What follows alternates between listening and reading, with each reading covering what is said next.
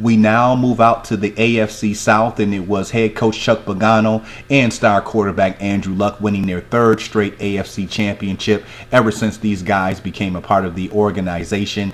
So this first and foremost, these guys deserve an awful lot of credit. When you look at the Indianapolis Colts, it's no question at all that they need to address their offensive line and their running back position. Andrew Luck continues to be a superstar in the NFL. In his third year, his numbers continue to grow higher and higher, and I honestly believe that if they can get some better protection and run the football, he's really going to be just that much better of a quarterback. The guy already on his way to greatness. You can literally see year in and year out the progressions he makes on the football field. He is without question the franchise quarterback for the Indianapolis Colts. When you look at the Colts, you like the way that their offense has been built. Look, when they drafted Andrew Luck a couple years ago, not only did they draft Luck, they drafted wide receiver T.Y. Hilton, who is certainly continuing to work towards being and mentioned in one of the top receivers in the NFL. They drafted tight ends Coby Fleener and Dwayne Allen, who tandem up for 14 TD receptions this year. They went out this year and got a rookie wide receiver and Dante Moncrief, who was able to come in and make some immediate contributions. You also have to look at Levon Brazil, who missed the entire season to off the field issues, as well as Vic Ballard, who would have been in his third year. Running back, got hurt in the preseason, was not able to play this year. I think Indianapolis did the best job they possibly could running the football. They gave Trent Richardson another chance, not able to get it done. I'll be surprised if he's back in Indianapolis next year. Just not able to get the job done. Ahmad Bradshaw had been having a very effective year, the veteran, before going down to an injury in about maybe week 8 or 9. It cost him the rest of the season. But that'll open the door for Daniel Boom Herron, who was in his third year from Ohio State. He certainly looked the part, so it'll be interesting to see if he's going to be the guy next year. But Indianapolis offense, very explosive this year. I think passing the football just a little bit more than they wanted to, but I think it just got to the point where they said, you know what, we're not able to run the football as effective as we like. They certainly gave it an effort, though. But Andrew Luck is a guy who's going to get it done in the air. When you have weapons like T.Y. Hilton, I think the biggest thing that hurt Indianapolis was Reggie Wayne. I think we've seen his best days are now far behind him, just not able to get open anymore. He's a guy I alluded to, kind of close to Marcus Colston. Both of those guys, we had seen them be effective for so long, but once you get to be 35, 36 years of age and you can't create separation when a quarterback looks your way, he's not going to throw the football. And you even seen it with Reggie Wayne. Kind of every time that he's catching the football, a defender is right there to tackle him. No yards after the catch. And so it'll be interesting to see if Reggie Wayne returns to the team next year. I think he understands that his role is now becoming less and less, and he just wants to be a leader and have a shot to try to win another Super Bowl. What was surprising was Hakeem Nicks coming over and really not making any immediate contributions. I thought with Reggie Wayne, production dropping off and being hurt for a little while, Nicks was the guy that you would see step up, but it was actually the rookie Moncrief. Nonetheless, I think it's very obvious that if they can get their offensive line together and especially get a running game, Andrew Luck is the guy who knows how to get the job done. Got to cut down on his turnovers, but as much as he throws the football, and he's a guy who forgets about his mistakes very quickly, comes back on the football field, makes amends for it. You have to like that. The kid's a flat-out winner. Look on the defensive side of the football, certainly losing Robert Mathis to an Achilles injury early on in the season hurt them. At that point, Indianapolis really didn't have anybody to get after the quarterback, and so they had to try to find some creative ways, blitz packages, so on and so forth, to try to get after the quarterback. Struggled to stop the run a little bit. Picking up Jaquel Jackson from Cleveland, that was a great pickup for them, was able to come in, be an immediate leader in the locker room and on the football field. You also had Eric Walden. So I think those guys were decent enough. The surprise came in Indianapolis' secondary. Yes, they got torched a couple times this year, and particularly in that AFC championship game against the New England Patriots. But Vontae Davis, a Pro Bowl defensive back, certainly showed his lockdown, shutdown corner capabilities. And as a whole, that unit played really well. Not a lot of star power name-wise that you know of. I think the Indianapolis Colts are a team where their needs are very clear. You've heard me say, getting upgrading that offensive line, whether it's through the draft or free agency. I think making a firm decision on a running back. From what I've seen, I think Boom Herron and Ahmad Bradshaw are your guys. And then on the defensive side of the football, you got to get some linemen in there or some guys in your front seven who can certainly be elite at rushing the passer. And I think that their secondary is still an area that can be upgraded a little bit. When you move over now to the Houston Texans, great job by Coach Bill O'Brien in his first year getting that team to 9-7, basically with no quarterback. I think if you Houston Texans had better quarterback play, this is a team who could have been in the playoffs. Dominating defensive of effort this year. We've got to start with Defensive Player of the Year, J.J. Watt. 20 sacks, became the first player in NFL history with multiple years of 20 sacks or more. The guy also chipped in 6 touchdowns, 4 on the defensive side of the football, 2 on the offensive side of the football. I mean, this was really one of the most dominating defensive efforts that I've seen from a player in a very, very long time. With his type of efforts alone, even missing their top overall pick, Jadeveon Clowney, he still was able to help this Houston unit be within the top 10.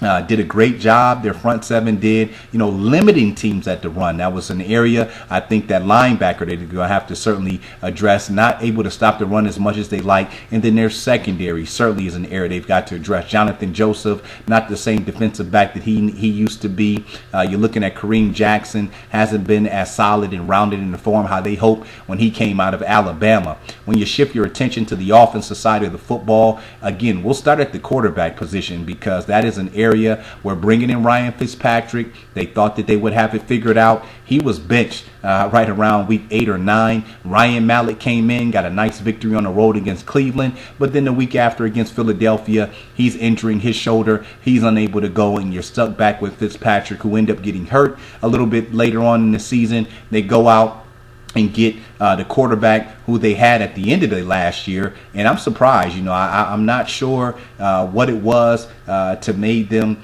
essentially part ways with Case Keenum. I thought he did a decent enough job as a rookie, but they ended up tapping on his shoulder, and he ended up getting a late season victory at home. And so, Arian Foster was there. I think Foster, by now, I think you kind of live with the fact that he's a guy between his hamstring, between his calf, between his back, between his groin. He's going to miss a couple games a year, but when he's fully healthy, without question, one of the best running backs and players in the NFL, can get it done on the ground, has a soft set of hands out the backfield. You also like to see DeAndre Hopkins in his second year continue to make the strides and progress at the wide receiver position. He was up over 1,200 yards, 6 TDs. Andre Johnson still there. The thing about it was Fitzpatrick and Mallett unable to get Johnson the football, a guy who was still open. I think they don't have quite mastered down yet those quarterbacks being young in their careers. And I should say Fitzpatrick is a veteran, but Mallett being young in his career, not the game experience, not able to master the fade route, your back shoulder throws, basically some of those passes where Johnson, the coverage may be there, but you can put the football in the spot where only Johnson can get it. So, when I look at this Houston Texans team as a whole, there are certainly glaring weaknesses that they've got to upgrade. I certainly think that the getting some better skill position players. We know that Andre Johnson at 34 years of age still has some left in the tank, but he's on his way out. We've seen DeAndre Hopkins kind of take more on of that lead role, but those were really your only 2 guys, and I think that's where the problems came in. You got to get a better tight end, and you got to get some better skill position players to help out in the passing game at the wide receiver position, and then also they got to look into getting a top tier inside linebacker to help stop that run, and they've got to address their secondary. With all those things in mind, again, this was a 9-17. Houston also has to make some decisions on the quarterback. I think Ryan Mallett is going to get more of a fair shot at that position. He was not on the roster coming into the season. That was a late trade.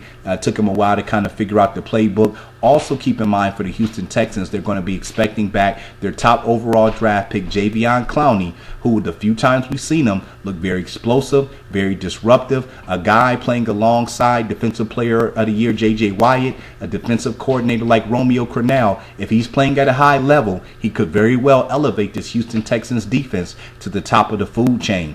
Next, you had the Jacksonville Jaguars at 3-13, and we all know that this team is in the process of rebuilding. Went out and got their franchise franchise quarterback in Blake Bortles, put him on the football field immediately after a couple games. You knew that Jacksonville wasn't going to make the playoffs. Allowed him to get out there, take his bumps and bruises, but get that game experience underneath his belt. I think those 12 to 13 games that he started, regardless of his struggles, are going to prove invaluable in his offseason work.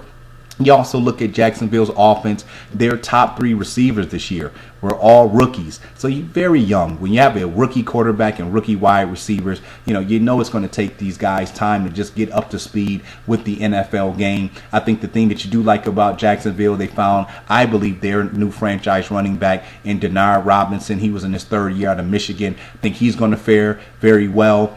They were able finally to get their draft pick from the year before, who missed the entire year in 2013. They were to get their top draft pick, their tackle from Texas A&M, get him on the field. They went out and got Zane Beadles, a top notch offensive lineman from the Denver Broncos, picked him up in free agency. So, I think this offense, as young as it is, the question marks are going to be Cecil Shorts III. Continues to be very injury prone, effective when he's in there. He's not in there enough. What do you do with Justin Blackmon? Has showed that he's got a lot of talent to possibly be one of your top 20 to 25 receivers in the NFL. Off the field issues kept him out of the equation last year. When you look at Jacksonville's defense, this was a unit who started off playing at a high level, certainly had a lot of cracks and flaws in it, but during the second half of the season played extremely well. They were no longer an easy out, and I like the things that they tried to do. They went out and tried to bring in some Super Bowl experience, some tough guys in the trenches. We're talking about Chris Clemens and Red Bryant. Brought those guys over from the Seattle Seahawks back from the 2013 season when they won the Super Bowl. But I think their secondary, their linebackers, those second and third levels, are areas of weakness they've got to address. So when you look at this Jacksonville Jaguars team, their prospects for the 2015 season, you certainly can see the things they need to do. You have a franchise quarterback, so you gotta beef up your offensive line. You got to make sure that you can protect them. And one of the things you can do to protect them is make sure that you can run the football. So get those versatile offensive linemen in there who can pass protect, but also open up running lanes for Denard Robinson to get through. I think he's going to be a very effective runner. And then you need those outside receivers, those 3 rookies, Allen Hurns, Michael Robinson, Marquise Lee. You need those guys to make the necessary progressions in the offseason. I think Blake Bortles, working with those guys exclusively, can certainly help out the timing, the chemistry there. And then, like I said, what do you do with Cecil Shorts III? What do you do with Justin Blackmon? When you look on the defensive side of the football, as I mentioned, there's really not any linebackers or guys in their secondary to note. You got to address that area as well. And then you look at the Tennessee Titans, finishing last in the division at 2-14. Very similar issues to the Jacksonville Jaguars.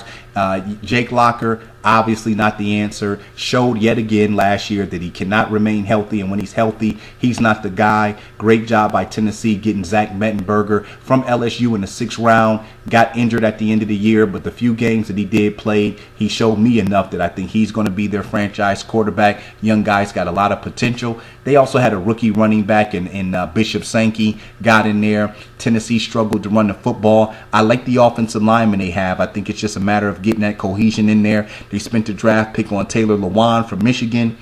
He's certainly going to do well. The year before, they went out and got road grader Chance Warmack from the University of Alabama. You look on the outside there, not quite sold on the wide receivers. I do like Justin Hunter. I do like Kendall Wright, but I'm not quite sure if either one of those guys are legitimate number 1 wide receivers in the NFL. And then you look on the defensive side of the football, and they really got to address all areas. I do still like Bernard Pollard and Michael Griffin as a safety tandem, but both of those guys certainly starting to get on the second half of their career. You got to upgrade at the defensive back position, and in that front 7 in particular, they really can't, Tennessee really doesn't have any guys who can put consistent pressure on the quarterback, and they certainly don't have those type of linebackers who can get from sideline to sideline. Losing Zach Brown was a key loss. He was one of the better young players in the NFL in his rookie season out of North Carolina. So glaring weaknesses for the Tennessee Titans, but again, you want to make sure, get some nice weapons for Mettenberger. Make sure you got a good running back. I don't know if Sankey's the answer or not. Verdict's still out on him too early. Make sure that offensive line is playing effective, and make sure that you upgrade on the defensive side of the football pretty much in all areas. I think the safety position is one that they can have the luxury of overlooking, at least for this year's draft.